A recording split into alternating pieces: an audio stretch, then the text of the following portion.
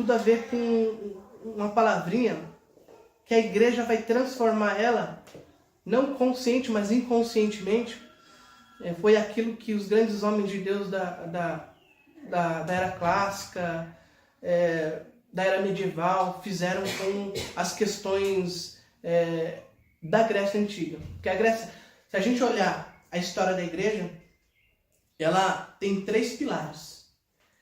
O primeiro pilar é Israel, o segundo pilar é a Grécia e o terceiro pilar é Roma. Então nós temos um tríplice pilar que constitui a civilização cristã, que se baseia a civilização cristã. Por quê? Cristo é o Messias prometido ao povo de Israel. O povo de Israel acolhe. A Grécia, ela tem a ideia intelectual filosófica.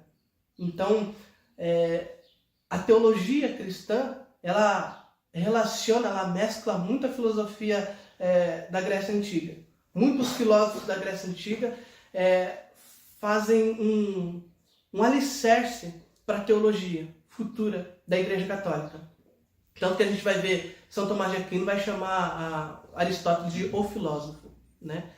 Tal é o olhar de São Tomás de Aquino para a filosofia grega, né?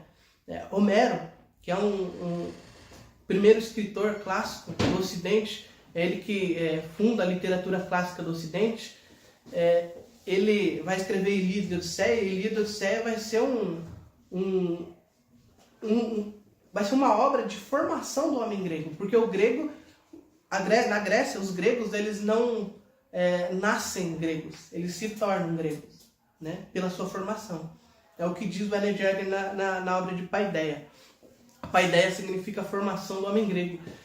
E a ideia do homem se tornar cidadão grego vem a partir da sua formação filosófica, e claro, a sua formação não só intelectual, mas a sua formação física, moral, dentro da Grécia Antiga mesmo, né? Homero tem na sua obra tem toda a sua perspectiva de formação, né?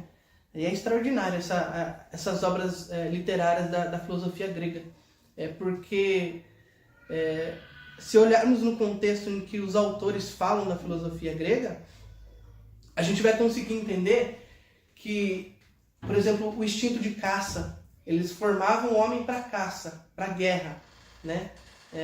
Para militar, para defender, né? Então, a virilidade do homem na Grécia Antiga, ela tem um outro patamar. Não tem nada a ver com os tempos modernos que nós vivemos, né? Não tem nada a ver. E virilidade não tem nada a ver com aquele homem bruto, barbudo, né? Como a gente via nos persas. O povo persa da Grécia Antiga, ele traz esse autoritarismo, né? De virilidade autoritária. E na verdade não é isso. A virilidade, ela tem tudo a ver com a sua moral. A moral tem a ver com a virilidade. A castidade tem a ver com a sua virilidade. A pureza, os grandes templários, né, eram homens viris. Os próprios cidadãos romanos, o exército romano, se a gente estudar como se comportava o exército romano, meu Deus do céu, era pagão, mas era disciplina, existia uma moral entre eles, existia uma ideia moral entre eles, de uma forma que a igreja só aperfeiçoou, né?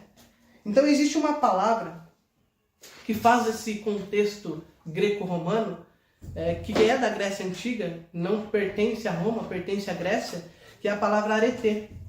Essa palavra significa virtude ou excelência. Não tem uma tradução concreta para a língua portuguesa, né? Porque a nossa língua portuguesa é pobre, e não só pela pobreza da língua portuguesa, embora seja de língua latina, mas ela foi deturpada ao longo dos séculos,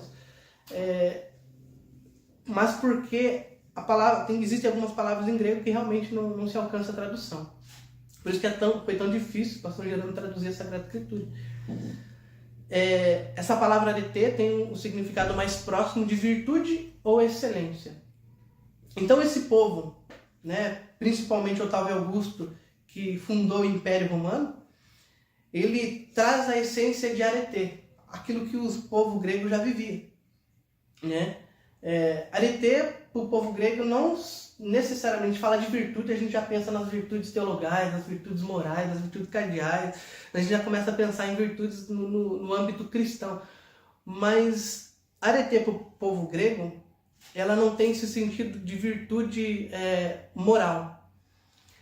Ela tem um sentido de virtude para todos os âmbitos das coisas. Por exemplo, um cavalo muito rápido, um cavalo veloz e resistente para a guerra. Ele é um cavalo que tem arete, porque ele tem uma superioridade dentre os outros, ele tem uma excelência dentre os outros, né?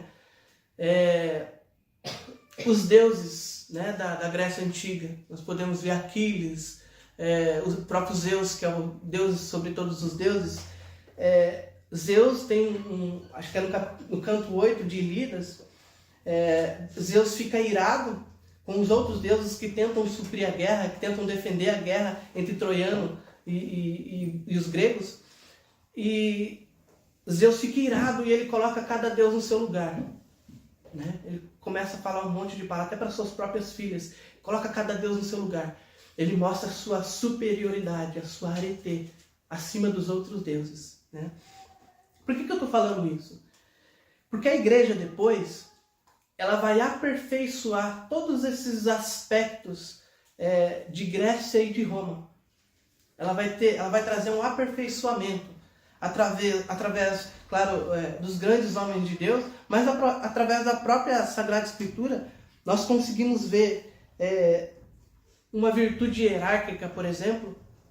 Nós podemos ver a virtude na moral dos apóstolos, nós podemos ver a virtude não somente moral, mas intelectual, né? A intelectualidade, ela tem tudo a ver com a vida espiritual que nós carregamos enquanto cristãos, né? Mas olhemos para a virtude hierárquica da igreja, como Deus aperfeiçoa, né? O próprio Cristo, ele nos diz que ele não veio abolir a lei, ele veio aperfeiçoar a lei. Então, quando nós olhamos para a história do mundo, é por isso que nós não podemos ver a história da igreja simplesmente como o olhar dos santos. Nós não podemos olhar somente com a visão dos santos. Nós precisamos olhar até mesmo por escritos pagãos. Os escritos pagãos nos dizem muitas coisas a respeito da própria vida cristã. O que não se deve fazer e o que se deve fazer, né? Podemos olhar Platão, Aristóteles, Sócrates, e tanto Hesíodo, tantos outros filósofos, citei os mais famosos aqui para a gente entender. Mas a igreja vai aperfeiçoar todos esses filósofos, né? E são pagãos, né? Então, se a gente pautar a nossa vida somente naquilo que a gente se torna protestante, né? Só a escritura, fica só na escritura. E não é bem assim, né? A vida não é bem assim, a vida cristã não é bem assim. E nesse sentido hierárquico de virtude, a primeira virtude da igreja é a virtude hierárquica, né? Na qual ela aperfeiçoa a hierarquia de todos os tempos, né? Tanto o imperialismo, tanto da Grécia Antiga. A Grécia Antiga, ela se findava em primeiro tribos, depois eram famílias, que era chamado fratres, né? Essas fratres, elas constituíam o sistema governamental da cidade. Então eram famílias que dominavam a cidade, que regiam a cidade, né? No sentido patriarcal, né? E o culto dos deuses, culto dos mortos, que era a religião principal da Grécia Antiga. Até atribui um pouco, relaciona um pouco com a civilização cristã, porque o culto dos mortos ali, eles acreditavam que quando se morria um parente, né, aquele parente permanecia ali, eles faziam uma celebração com um fogo, né? Daí vem o sentido da lareira, né? Dentro do lar, onde se concentra toda a família, e ali com o fogo eles fazem o culto daquele morto, daquele ente querido. É interessante que cada família tinha o seu culto principal. Nenhuma família poderia celebrar um culto de um morto da outra família, né? Tinha penas, chegaria até pena de morte se tivesse um membro de outra família participando de um culto com outra família, né? Então tem um estudo, acho que esqueci o primeiro nome, mas o segundo nome do homem é Coulanges. Coulanges escreve a Cidade Antiga, né? E ele escreve os primórdios da Grécia Antiga e do Império Romano. Então, a igreja eleva o sentido virtude, o sentido aretê da história, né? Primeiro pela ideia hierárquica da igreja. Jesus, na sua própria autoridade, ele institui a hierarquia da igreja, né? Com a sua própria autoridade de Messias, de homem-deus, né? Ele institui a hierarquia da igreja, e depois pela escolha dos 12 apóstolos, né? Em Mateus 10, ele faz a escolha dos apóstolos. Então, ele institui abaixo dele uma hierarquia apostólica, né? Pelos ensinamentos das parábolas, ele ensina as parábolas, ele proclama as parábolas a todos, mas ele ensina aos apóstolos, né? Então, aqui tem um sentido muito hierárquico, né? de ensinamento. Pois bem, eu ensino coisas espirituais, talvez para todos, mas de forma um pouco mais elevada, eu explico para aqueles que talvez mais para frente vão ensinar a esses que não entenderam ainda, né? Tanto que a gente vai ver em algumas cenas da Sagrada Escritura que os apóstolos vão chegar, depois da multidão ter se dispersado, os apóstolos vão chegar, nos ensina isso, que nós não entendemos, né? E Jesus vai explicar, né, as parábolas. Então temos aí uma virtude, né? Temos aqui uma virtude moral dos apóstolos. Essa virtude moral dos apóstolos já acontece já na antiguidade, no começo da era cristã, porque eles faziam parte de uma comunidade judaica, né? Fazendo parte de uma comunidade judaica, eles tinham costumes judaicos, né? Então, a princípio, eles não mudaram muitos costumes judaicos, não mudaram muitas questões judaicas, não mudaram muitas celebrações judaicas. Essa mudança ela foi mudando gradativamente, ela foi acontecendo gradativamente. Tanto que a celebração entre eles já tinha um símbolo sacramental, por causa da instituição da Eucaristia.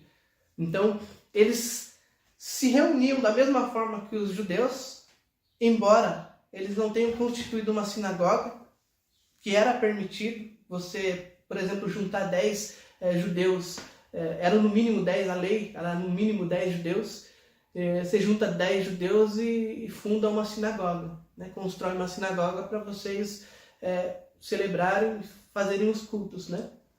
Eles não fizeram isso, para mostrar que eles estavam vivenciando algo que era novo para aquela civilização, que era o cristianismo, embora não tivesse esse nome de cristianismo, né? Então eles se reúnem no pórtico, dado ali o nome de pórtico de Salomão, né? Atos dos Apóstolos vai dizer ali que Pedro e João curam um aleijado, né? Cura um coxo, né? Eu não tenho ouro nem prata, mas que eu tenho te dou. E acho que é Atos 5.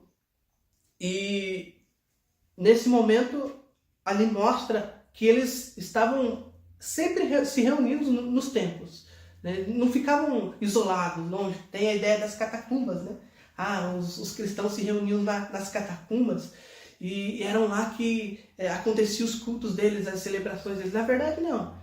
Na verdade, eles não se mostravam distante das pessoas, né? Eles se mostravam próximo das pessoas, estavam próximos das pessoas, eram acessíveis às pessoas, até porque eles tinham uma maneira, assim como nós nos tempos de hoje queremos evangelizar, eles também tinham essa ideia de propagar por um mandato de Jesus. Até hoje, a história do Brasil ela acontece nesse sentido. Pedro Álvares Cabral ele era templário, ele pertencia à Ordem de Cristo, né? Que já não era mais os templários, é a Ordem de Cristo totalmente modificada, mas é uma ideia de ir por todo mundo e pregar o evangelho a toda criatura, né? Então era essa a ideia das caravelas, assim essa era a ideia dos primeiros apóstolos, né? Então, eles têm esse princípio moral de vivenciar os seus cultos de forma acessível a todos, né? A ideia judaica que eles tinham, eles foram aperfeiçoando de forma cristã, né? Até por isso que depois acontece alguns atritos entre os judeus e cristãos, porque para os judeus eles não estão sendo fiel ao judaísmo, né? Então acontecem muitos atritos. Então, de discípulos, eles passam a se tornar irmãos, né? Isso é uma das virtudes moral que eles comportam entre os apóstolos, né? Eles chamados de discípulos porque eles reconhecem um tutor, reconhecem um mestre. Então eles são discípulos, tanto na academia de Platão também eles olhavam Platão como seu mestre e eles se olhavam como discípulo, né? Pupilo, né? Era a palavra, né, correta que eles usavam. Hoje já não se usa mais muito esse termo, né? Sou até deboche, né, falar pupilo, né? Mas era a forma que eles expressavam um discípulo seu, né? Então, esse entendimento moral de discípulos reconhecendo o mestre, mais para frente eles vão se entender como irmãos. Então, vai ser a maneira como eles se associam para que outros reconheçam eles. Então, quando eles chamam um de irmão, é fato que eles são discípulos de Cristo, né? Porque nenhum outro se chama dessa forma. Então, eles são cristãos, reconhecidos como cristãos por causa disso. E, vou deixar aqui, depois eu vou deixar um materialzinho com vocês, das datas, tudo que acontece nos primeiros séculos, tá? E tem as virtudes sacramentais, né? Acho que é uma das principais virtudes que se desencadeia a primeira civilização cristã, né? Eu já partilhei que embora as primeiras cerimônias deles eram judaicas, tinham um novo significado, né? Eles ressignificaram as cerimônias judaicas por um sentido sacramental, que possivelmente as Santas Missas, né? Possivelmente a reunião onde eles partiam o pão, a fração do pão dita em Atos dos Apóstolos, que é a fração da Eucaristia, né? O batismo e o catecumenato, hoje nós falamos muito de catecumenato, né? Esse eu acho que é um dos principais, o catecumenato é bom, mas um dos principais erros hoje que se enxerga nos tempos modernos é o fato das pessoas não passarem por esse catecumenato.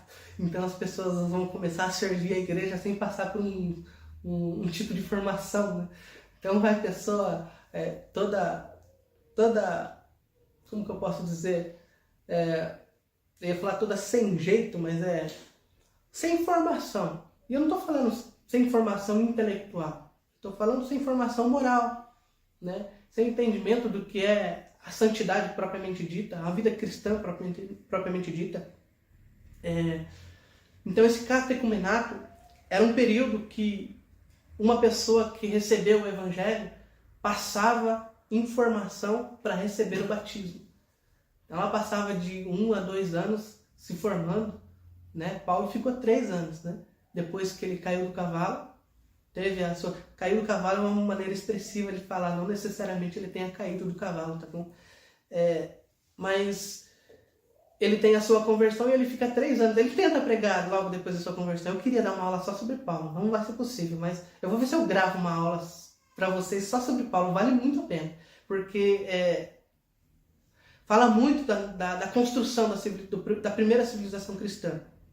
E Paulo ele fica 3 anos. Ele tenta pregar logo que ele se converte, mas os judeus, os helenitas, não aceitam a pregação dele, né? Primeiro que ele não tem muito contexto. Embora ele seja muito inteligente, ele não é cristão, ele não tem conhecimento das coisas cristãs. Ele tem conhecimento de filosofia, mas ele não tem conhecimento de era cristã, né? de vida cristã, a respeito da própria pessoa de nosso Senhor Jesus Cristo. Então ele precisou caminhar com Barnabé. Barnabé foi o homem que caminhou com ele e formou ele. E Paulo foi formado por Barnabé, indo em missões, escutando, falando algumas coisas muito timidamente. Mas assim ele foi formado, até chegar um dia que ele foi de fato o grande apóstolo, né? Das gentes. Então, depois desse catecumenato, se concretiza o batismo, né? Existem algumas maneiras, modos, simbolismo de fazer esse batismo, né? Primeiro eles passavam por esse catecumenato, mas existia o batismo propriamente disso, que era a água, né? Existia a imposição das mãos e o óleo. No caso, o batismo seria a iniciação da vida cristã e o óleo seria já a crisma naquele tempo, né? Não se fazia tempos depois, né? Se fazia já no início, mas para que eles pudessem caminhar de forma, vamos supor, andar com as próprias pernas, né? Na vida cristã, né? Dizendo assim. Eu vou citar uma parte aqui de Daniel Hopes, que ele fala de fato sobre esses ritos, como que acontecia. Desses antigos ritos, o mais comovente é o da comunhão. Os primeiros fiéis perseveraram na doutrina dos apóstolos, nas reuniões em comum e na fração do pão e nas orações. Estes ágapes em comum são verdadeiras refeições. O texto é precioso. Tomavam o seu alimento. De fato é precioso mesmo. Mas admitiriam como a atual Eucaristia em um sentido bem superior? Em todos os países, a refeição em comum é um rito de união entre os judeus. A refeição sabática iniciava-se partindo solenemente o pão e consagrando-os ao Senhor. Na prática cristã, há certamente mais alguma coisa, e se o Atos não estabelece um anexo formal entre estas cerimônias comunitárias à memória de Cristo, a sua similitude sugere que ela existiu no espírito dos fiéis. Em caso contrário, como se teria compreendido nos evangelhos as frases que Jesus pronunciara durante a última ceia? Fazer isto em memória de mim. Então, a fração do pão na qual eles se reuniam já existia o sentido sacramental e o sentido místico da coisa, né? Para eles já tinha essa ideia de vida espiritual, né? De Santa Missa, no caso, né? E tem o sábado, né? O sábado, era a ideia do sábado dos judeus, né? A guarda do sábado dos judeus. O cristianismo começou a guardar o domingo por causa da ressurreição, e isso foi um dos motivos de atritos também entre judeus e muito obrigado.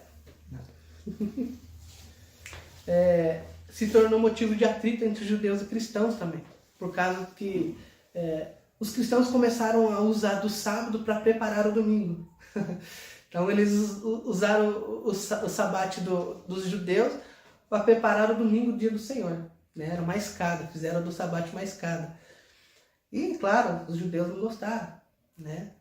Só que eu vou citar isso um pouco mais para frente, porque essa ideia de atrito, ela causa as primeiras perseguições cristãs. Né? E eu vou falar das primeiras perseguições cristãs logo depois. Essas primeiras perseguições cristãs, ela não acontece de forma imperial, já logo de cara. Ela começa dentro do meio do povo. Né?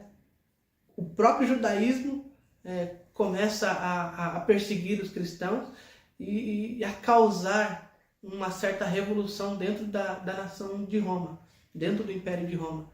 Então, mas vamos citar isso mais para frente. E existe a virtude heróica, né? A virtude heróica dos primeiros cristãos, né? O contraposto da virtude heróica a grega por Homero. Né, das primeiras literaturas clássicas, né, do Ocidente. A ideia de virtude heróica para Homero, nos tempos clássicos da Grécia Antiga, onde Aquiles, onde Heitor, né, onde vários homens de guerra, que existia no principal livro de Ilíadas, né, Ulisses, era engraçado que quando eles iam para a guerra, as mulheres, quando esperavam seus maridos chegarem da guerra, elas esperavam que eles não voltassem. Elas esperavam que eles morressem na guerra. Por quê? Porque existia até um termo até engraçado. É que quando eles voltavam, elas choravam. E quando eles não voltavam, elas se alegravam. Por causa que era uma honra muito grande morrer em batalha, morrer na guerra. né? Isso constituía para eles uma virtude heróica muito grande, né? Era preferível, tem uma citação da Ilíadas, que era preferível eles morrerem de uma forma humilhante no meio da guerra do que voltar para casa sã e salvo, porque era sinal de covardia, né? Mas mesmo o exército que venceu a guerra, né? Porque para eles era melhor dar a vida do que não dar a vida e gastar tempo com coisas inúteis, porque a vida deles era guerra.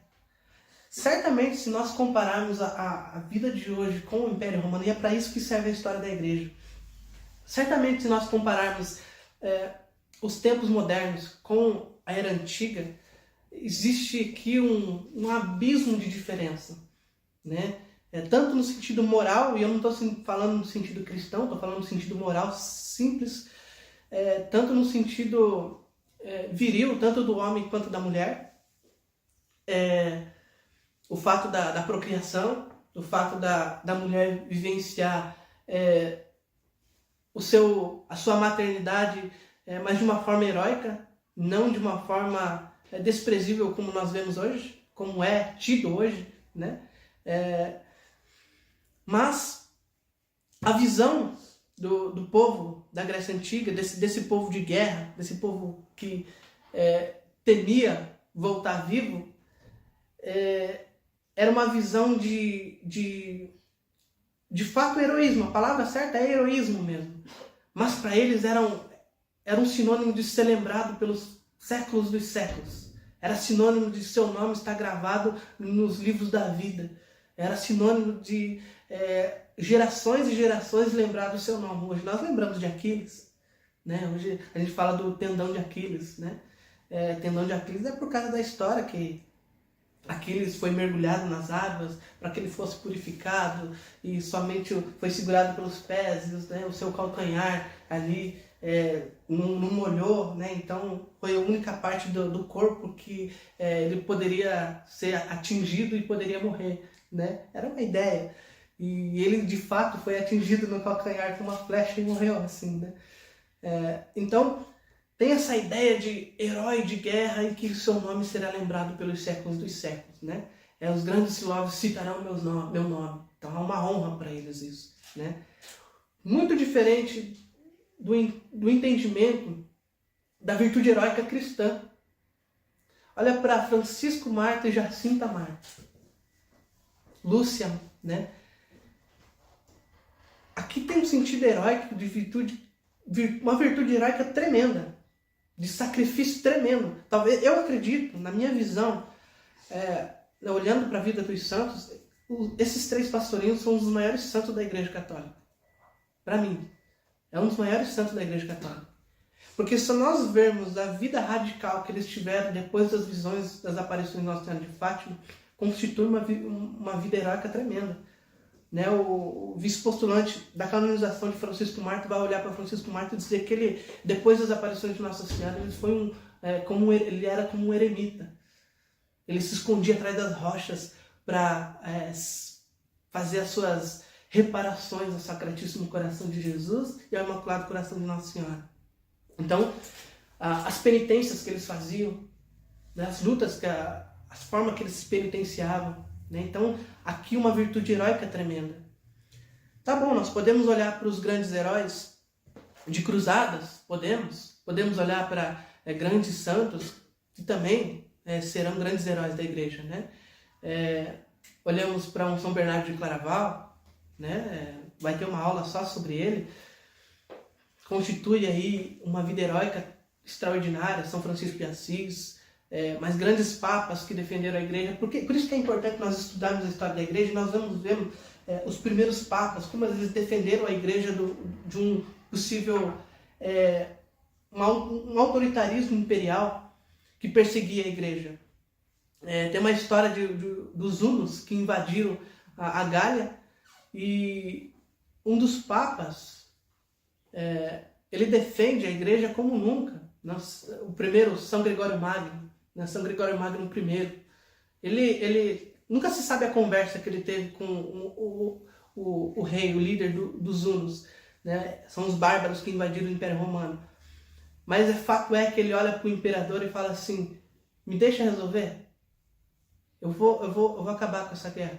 São Gregório, Daniel Hopkins vai fazer uma citação, vai citar a forma que aconteceu isso, e ele fica de frente, ele une um exército de diáconos, exército de padres, exército de religiosos, e vai um jeito com incenso, com ostensório, tudo indo salmodiando, e aquele exército dos bárbaros germânicos começa a tremer, e ele, o rei dos hunos, eu esqueci o nome dele agora, ele avança, e o Átila avança, e vai só São Gregório Magno e Átila para conversar. Os exércitos ficam e eles vão conversar. Não se sabe o que eles conversaram. Até hoje não se sabe o que eles conversaram. Só se sabe que se não fosse por São Gregório Magno, o Império Romano tinha vacilado naquele momento, tinha se perdido naquele momento, e toda a cristandade ia por água abaixo. Então, assim, esses grandes homens de Deus que se colocaram à frente de grandes exércitos bárbaros e contra a vida cristã, né? E esses homens são tidos como heróis da cristandade.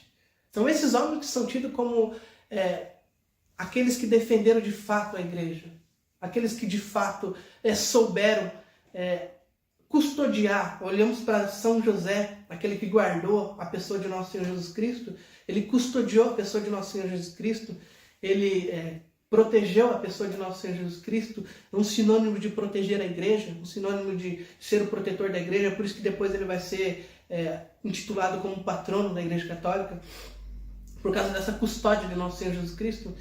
E os grandes papas da igreja, os grandes homens da igreja, Santo Atanásio, né? Santo Atanásio defendeu o arianismo de uma forma tremenda, de uma forma radical, de uma forma estupenda, né? E olhamos para a história de Santo Atanásio, tem São Nicolau, no mesmo concílio de Nicéia, São Nicolau dá um murro no Ário, dá um murro na cara do Ário, né? O Ário, que é arianismo, que vem desse nome Ário, e ele é preso, né? Depois ele era bispo, né? São Nicolau era bispo, e a capa, depois na prisão, a capa de São Nicolau vai até ele na prisão, e as pessoas veem com um milagre, depois soltam São Nicolau, e depois de alguns meses, né, alguns tempos, declaram o arianismo como uma ideia pagã, né? Então, condena o arianismo, a igreja condena o arianismo. Mas são grandes homens que defenderam a igreja e as suas lutas dentro de concílios, dentro de guerras, que nos mostram um heroísmo, uma virtude heróica, já não mais no sentido helênico, né? Helênicos, os helenitas são aqueles que estudam a Grécia Antiga, né? A maioria dos cristãos eram helenitas, né? Mas os primeiros ainda não eram. Daniel Hopkins vai falar algo muito interessante sobre Paulo. Ele vai pegar os primeiros, ele vai falar assim, porque Paulo ele junta toda a ideia cristã, e é ele o primeiro intelectual que dá forma à doutrina da Igreja Católica, né? Ele que, com as suas epístolas, com as suas cartas, com as suas pregações, ele dá corpo a toda a ideia que já existia de fato, que Jesus já tinha ensinado e que os apóstolos ensinavam, que é o símbolo dos apóstolos. Mas Paulo ele faz de uma forma com que aquilo que não tinha corpo ainda, ele dá corpo à doutrina. Porque Daniel Hopkins vai falar assim que meros pescadores não conseguiam ter intelectualidade e formar a doutrina da forma que Paulo, com toda a sua genialidade intelectual, conseguiu formar a doutrina da igreja. Paulo, ele é galileu, nasce na Galileia. Quando é criança, seus pais levam ele para a Grécia, então ele é cidadão grego, e depois ele se torna cidadão romano, né, com direito romano. Então em Paulo tem os 3 pilares da Igreja Católica: Israel, Grécia e Roma. É por isso que Paulo é o grande apóstolo das gentes, né? A intelectualidade de Paulo é extraordinária, e é sobre isso que a gente passa, depois da virtude heróica, é a virtude intelectual da igreja. Porque vida espiritual sem intelectualidade, eu não estou falando de teologia, não estou falando de sermos teólogos, Eu estou falando de entendermos a doutrina da igreja, estudarmos. Tá aqui, a minha avó, né? A minha avó está aqui. Hoje ela veio para o curso de História da Igreja. Minha avó está estudando a História da Igreja. Ela lê catecismo, ela lê a História da Igreja. Ah, mas a idade... Não, tem nada a ver. Tem nada a ver. Ela estuda até onde ela consegue estudar. Se ela vê que até aqui ela não consegue estudar, para. Né? Então, assim, não existe desculpa para nós estudarmos. Não existe desculpa para que a gente tenha uma vida intelectual. E para esses homens, de fato, fazia com que essa verdade, através da intelectualidade, se chegasse ao ápice da verdade. Né? Os primeiros filósofos gregos já entenderam isso sem entender como vida cristã, sem entender como Cristo o sumo bem, aonde pela intelectualidade eu o alcanço. Né? Aristóteles teve o entendimento sobre a alma humana. Platão teve o entendimento sobre as virtudes cardeais. Né?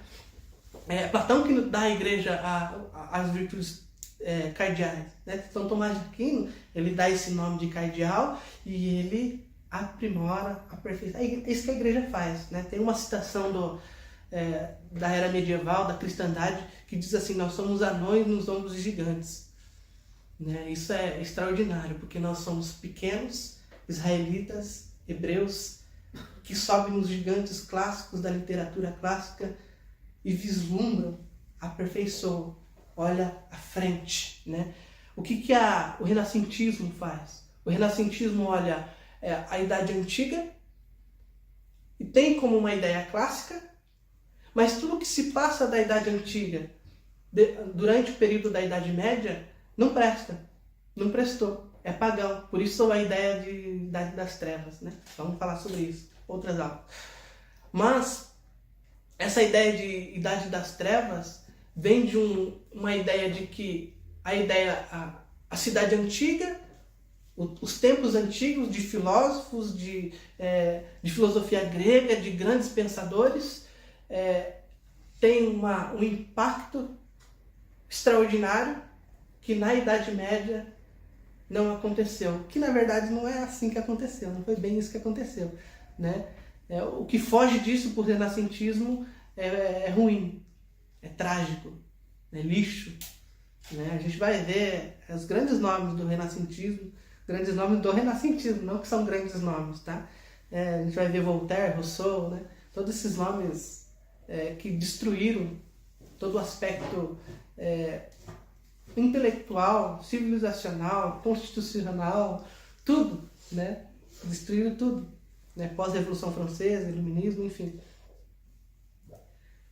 Mas essa ideia intelectual do cristianismo é a mesma ideia do aperfeiçoamento que Cristo fez com todas as coisas. Né? Então, nós vamos ver na virtude intelectual, o primeiro homem que mostra essa intelectualidade é Estevão. Olhamos o primeiro martírio de Estevão.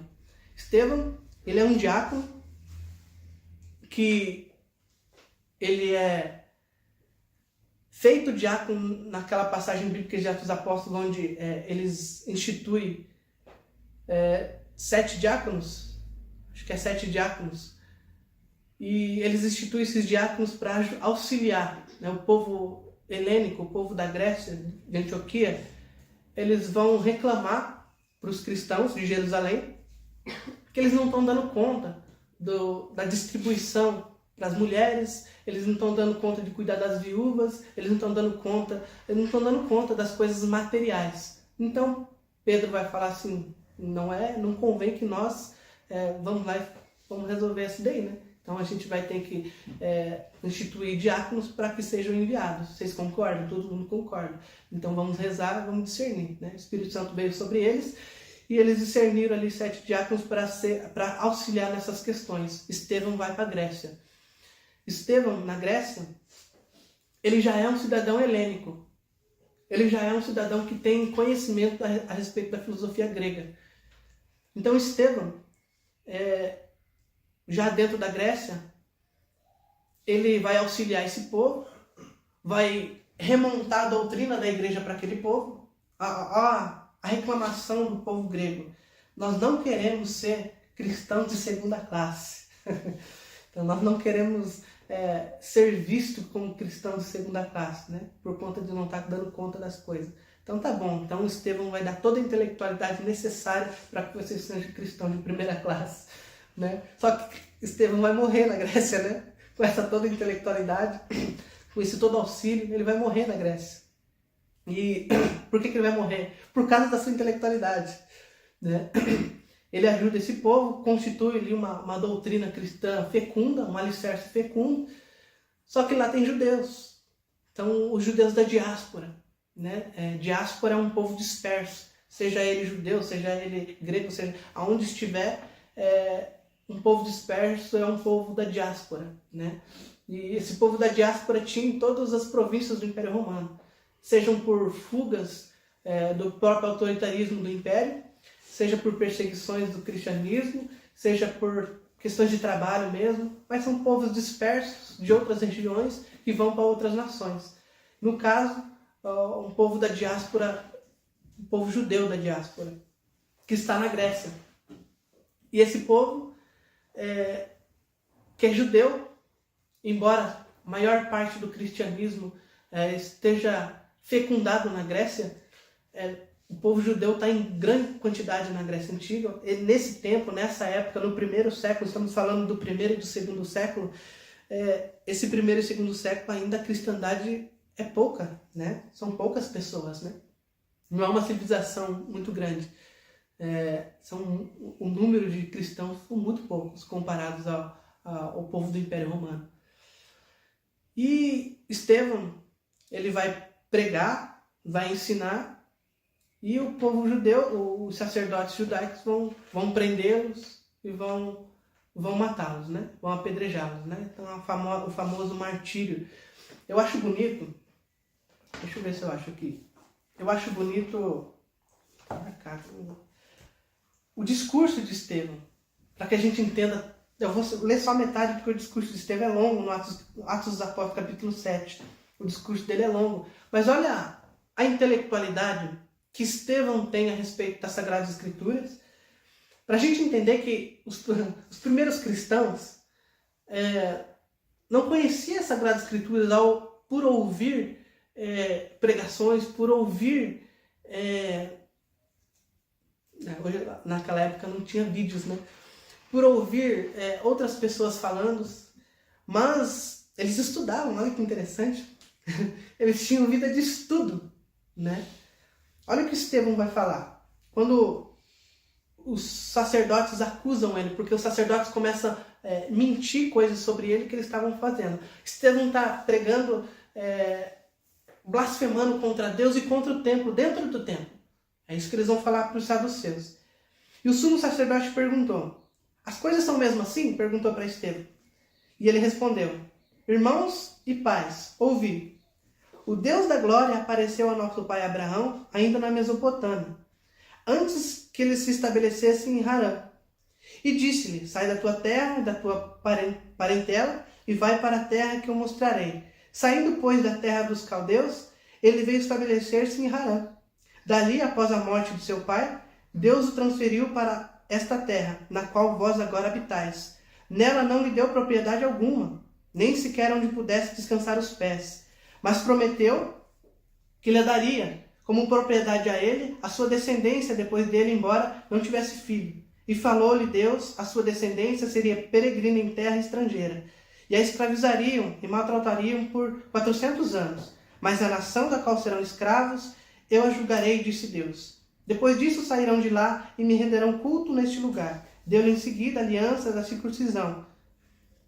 Por isso, tendo gerado Isaque, Abraão circuncidou no 8º dia. Isaque fez o mesmo a Jacó, e Jacó aos 12 patriarcas. Os patriarcas invejosos de José venderam para o Egito, mas Deus estava com ele e o livrou de todas as suas tribulações, e deu-lhe graça e sabedoria diante do faraó, rei do Egito, que o nomeou superintendente do Egito. Olha, ele não para, ele vai contar quase o Antigo Testamento inteiro. Certo é que Estevão é um grande intelectual, é um grande estudioso, né? E ele vai falar para helenitas, ele vai falar para um povo grego, né? Que tem uma intelectualidade avançada.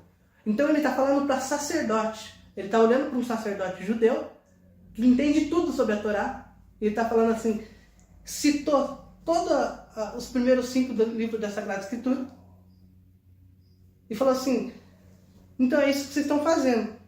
Daí no final, olha o que ele vai falar.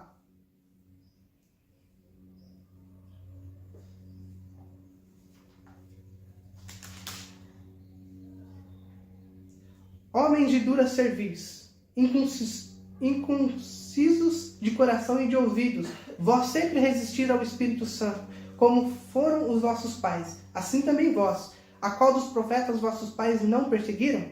Mataram os que prediziam a vinda do justo, de quem vós agora vos tornastes traidores e assassinos. Vós que recebestes a lei por intermédio de anjos e não aguardastes. Por que será que ele morreu, né? Então ele aponta para os próprios judeus, né? Para o próprio sacerdote e chama ele de traidor na cara dele, né? Então, essa ideia, por isso que ele morre, né? Por isso que tem aqui o apedrejamento de Estevão, né? O primeiro mártir da igreja. Então esse é Estevão, né? Mas temos Paulo Apóstolo também, que eu já falei um pouco. Tem uma tradição que fala de Paulo Apóstolo que quando cortam a cabeça dele pinga 3 vezes, né? E jorra 3 vezes sangue da cabeça dele. Significando o tríplice pilar, né? Israel, Grécia e Roma, né? Ele foi conhecido por esses 3 pilares, ele foi honrado por esses 3 povos, né? Todos esses 3 povos olharam para Paulo e falaram, Paulo é Paulo, né? O único chamado apóstolo sem ser constituído apóstolo dentre os 12. Então Paulo é o único a ser chamado apóstolo fora dos 12, né? Depois tem os padres da igreja, né? É eles que formam a Didaquê, que é o primeiro catecismo da Igreja Católica, né? Didaquê é o primeiro catecismo da igreja. Esse Didaquê, ele tem ali os primeiros ensinamentos a respeito desse catecumenato, batismo, imposição de mãos, a própria Eucaristia, né? A fração do pão, tudo explicativo, intelectual, né? Fez assim que não dá conhecer, né? Didaquê, né? Então, essa Didaquê ali tem o símbolo dos apóstolos, né? Eu ensinava para o meu filho sobre o símbolo dos apóstolos, a oração do credo, filho. Ele, quê? Credo? E ele dava risada. Eu, tá bom, filho. Então tem outro nome, símbolo dos apóstolos. Nossa, símbolo dos apóstolos, né? Que é o mesmo significado aí que é a oração do credo, né? Que constitui toda a nossa fé. Dentro da oração do credo constitui toda a nossa fé. E símbolo dos apóstolos significa nada mais do que os ensinamentos dos apóstolos, né? Então, tem essa ideia de ensinamento das primeiras conquistas, dos primeiros ensinamentos, das primeiras coisas que foi constituída como doutrina da igreja nos primeiros séculos, né? E tem toda a intelectualidade dos apologetas, né? São Cipriano, São Irineu, São Justino e vários outros também, que são os primeiros apologetas, né? Esses apologetas, eles têm muitos ensinamentos, até para os próprios cristãos da época. Santo Agostinho se baseia muito em Santo Ambrósio. A sua vida se resume muito, ele tem como um pai espiritual Santo Ambrósio. Santo Ambrósio foi um grande apologista também. Eles têm um entendimento da Sagrada Escritura que os primeiros cristãos não tiveram. Sem deturpar, sem mudar, sem descaracterizar aquilo que já foi dito nos primeiros séculos pelos primeiros apóstolos. Mas aqui, eles fazem aquilo que Paulo faz. Ele dá corpo à doutrina da igreja, né? Aquilo que ainda não constituía para eles ainda, para os primeiros cristãos. Era muito vago, era muito só pela tradição daquilo que eles ouviram do próprio Cristo. Mas agora está sendo compilado uma doutrina. Agora está sendo compilado um ensinamento concreto. Aquilo que eu posso ter como base, fundamento, né? Os primeiros cristãos, eles se baseavam na Sagrada Escritura, a princípio nos primeiros, eu digo esses já do 2º século, que são os padres da igreja, eles olhavam o Evangelho, Atos dos Apóstolos e as epístolas como base central da doutrina da igreja para eles. Então, os Evangelhos, o Atos dos Apóstolos e as epístolas de São Paulo, para eles era a doutrina cristã culminante, era o apogeu, vamos supor assim, da doutrina cristã, né? O que se formou de daqui, né? Orígenes teve um papel fundamental. Ele não foi tido como santo, ele teve seus erros. Tertuliano também teve muitas coisas. Tertuliano é o famoso daquela frase, né, da sementeira do sangue dos cristãos, né? O sangue dos cristãos é semente para a igreja, né? Tertuliano também não foi santo, né? Ele se isolou, ele morreu isolado numa igreja, na sua própria igreja que ele fundou, não com uma doutrina diferente, mas com um entendimento, um maniqueísmo, que existia um nível de santidade que abaixo disso não se entraria no céu, não se poderia ser cristão abaixo disso. Então, só aquele auge da santidade, né? Então ele foi se isolando, foi ficando sozinho com esse pensamento e morreu isolado. Orígenes, ele foi um homem que ele deu início à teologia. Ele foi o homem que deu início à teologia, né? A teologia, que é todo o estudo da Sagrada Escritura, todo o estudo a respeito da Santíssima Trindade, né? Todo o estudo teológico se deu início com Orígenes. Orígenes foi um homem muito, muito importante na época. Ele pregava para imperadores, ele ensinava os imperadores, né? Mas também não foi santo, teve seus erros também, teve as suas falhas também, né? Existem grandes outros nomes, e assim eu vou encerrar essa primeira aula. Existem grandes outros nomes que fizeram essa intelectualidade primordial da igreja, né? Que sem esses homens não se compilaria a doutrina da igreja, não se teria esse corpo místico da igreja no sentido doutrinal, né? Por isso a importância de nós tem a patrística. Quanto importante a gente ler a patrística. Eusébio é um historiador da época de Constantino e ele descreve toda a vida de Constantino. Ele descreve toda a sua época, e essa época de Constantino é a época do auge da cristandade, da vida cristã dentro do Império Romano. Então, para a gente entender o que era a vida cristã dentro do Império Romano, aí a gente consegue também, não uma questão de refutar, mas uma questão de defender a nossa fé. A gente consegue defender a nossa fé contra o protestantismo, né? O protestantismo olha ali o Império Romano depois de Constantino como... depois de Constantino é a Igreja Católica, antes de Constantino seria a Igreja principal, o princípio da Igreja. Depois de Constantino a Igreja foi deturpada, ela se tornou romana, né? E na verdade, todos os cultos que se existia antes de Constantino existiu depois de Constantino. Todas as ideias, a oração de Nossa Senhora, aquela oração, a vossa proteção recorremos, a Santa Mãe de Deus, não se precisa de nossas súplicas. Essa oração foi encontrada nas catacumbas no século III, antes de Constantino. Então já havia uma devoção a Nossa Senhora antes de Constantino. Nas catacumbas se pode ver imagens, se podem ver desenhos do próprio Cristo. Tem eu não sei o nome daquela imagem. Ela tem um nome, que é um ícone do nosso Senhor Jesus Cristo. Tá a face dele assim. E é um ícone bizantino. E ele está nas catacumbas e era cultuado. Então já tem as imagens, já tem várias coisas que se diz.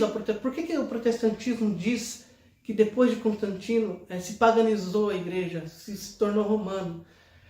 Porque não se há um baseamento teológico para a ruptura do protestantismo. Então, a base para que eles têm para referenciar uma possível ruptura da Igreja Católica é olhar um fato histórico, né, onde eles possam talvez refutar. Talvez, porque não conseguem refutar. Se estuda a história de Constantino, não se refuta. não tem como refutar a Igreja Católica, porque Constantino ele se converte de fato, né, ao fim da vida, mas se converte. Então tem todo um aspecto doutrinal. Mas estou dizendo isso para que a gente estude a nossa fé, né? São muitos livros, a gente vai morrer lendo livro. De fato, vai morrer lendo livro. Não vai estudar tudo, não vai, né? Lá em casa a gente tem o costume de comprar um livro por mês, né? Nem que seja um livro simples, mas um livro por mês a gente compra. E ora a gente comprava volume grande, né? De vários tomos. Mas a gente não leu ainda. Isso não quer dizer que eu não vou ler. Eu vou continuar comprando, porque eu preciso estudar a minha fé. E a história em si, né? A história em si, eu encerro dizendo isso. A história da igreja, a história do mundo, ela me dá consciência daquilo que eu sou e ela me dá um norte para onde eu vou a partir de agora, né? Estudando a história da igreja, eu olho os tempos em que nós vivemos e que é possível fazer com que a gente voltemos aos tempos da cristandade. É possível. Basta um povo santo se levantar e estudar. Isso é santo.